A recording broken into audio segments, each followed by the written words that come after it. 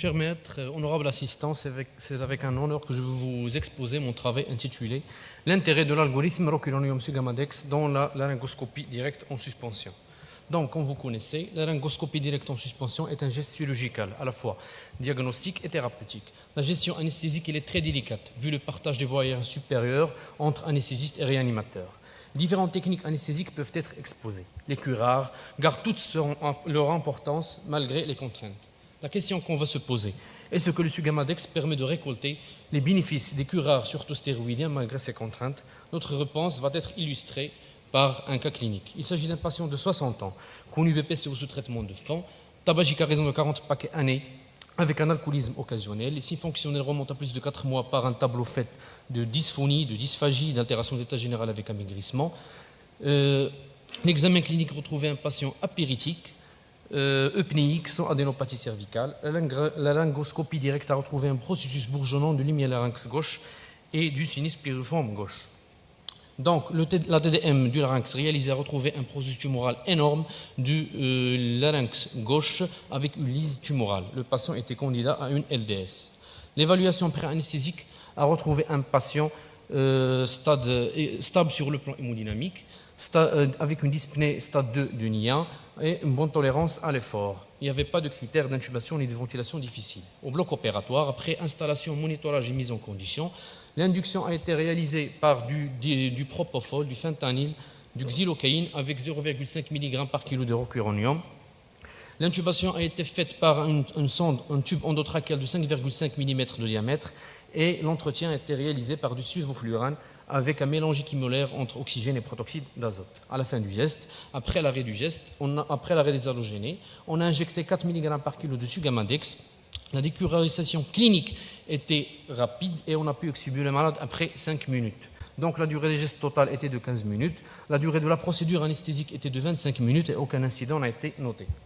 Cher maître, honorable assistance, la LDS est un geste qui est court, réflexogène, irritant, très douloureux avec une douleur qui est très brève. Les terrains sont très particuliers. La conduite anesthésique et la gestion des voies aériennes supérieures dépendent surtout du siège et de la taille de la lésion. Du coup, l'anesthésie générale avec intubation orotrachéale est indiquée surtout en cas d'une pathologie sus- et sous-glottique. Le curare, il n'est pas systématique à l'induction. Dans l'LDS, le curare reste limité, son usage il reste limité vu la courte durée du geste et le risque de curarisation résiduelle. Cependant, le curare il garde tout son intérêt dans l'AG pour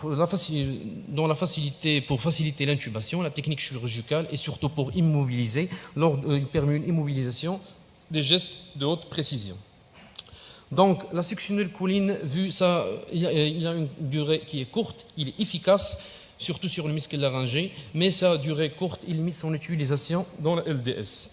Le rocuronium, il constitue une alternative importante, mais sa durée d'action prolongée constitue un handicap lors de gestes qui sont courts. L'aniostigmine, c'est un anticholinestérasique qui permet d'antagoniser les curares, mais il ne permet pas d'antagoniser le bloc musculaire profond. L'avènement du Sugamadex a relancé l'intérêt des curares stéroïdiens. Il permet d'antagoniser le rocuronium lors d'une intubation impossible. Il permet également de minimiser les risques de curarisation résiduelle. Ces avantages par rapport aux anticholinestérasiques ont été montrés dans de nombreuses études. Confronté à l'aniostigmine, il permet une récupération précoce post-opératoire des facultés physiologiques et nociceptives. Donc, ce qui permet d'améliorer les perspectives chirurgicales avec un plus haut niveau de satisfaction. Donc le Sugamadex, il permet une inversion rapide d'un bloc neuromusculaire profond, ce qui permet de réduire la mortalité et la morbidité post-opératoire sans effet secondaire et indésirable connu, ce qui permet de réduire le coût de la procédure, tout en assurant une sécurité pour le patient et un confort pour l'anesthésiste. Pour conclure, cher maître, honorable assistance, la LDS nécessite un contrôle permanent du niveau d'anesthésie avec un réveil rapide. Donc, l'algorithme Roculonium-Sugamadex constitue un algorithme envisageable. Il permet une bonne qualité de curarisation, une meilleure relaxation musculaire, une meilleure sécurité respiratoire, ainsi une immobilité lors des gestes de haute précision. Je vous remercie.